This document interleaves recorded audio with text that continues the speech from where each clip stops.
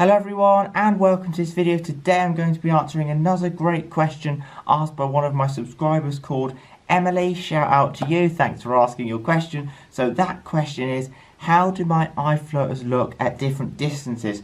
So say if I go close up to a white wall or a white piece of paper and then to distance. So for me, I would say if I'm this close to a white wall, my black little strands and my big black floater look smaller. They're black but they're smaller and they're more condensed, more like a filled in circle or a bullet point pen.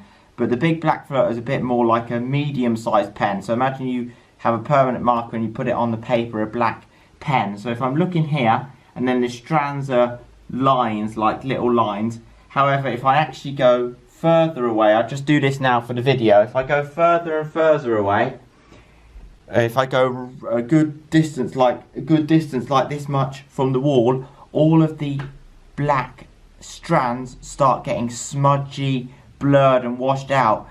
I wish I had a diagram to show you. And then my big black floater here gets bigger and bigger because it's black and condensed like that. But as I go away, it smudges and moves out and it looks more like a blurry black. So imagine you having a paper, you put black dots on a paper and black lines on a paper, and then you put water on them and then they smudge out. That's what happens to me when I move away. So let me know in the comments below how your eye floaters are at different distances and different lights.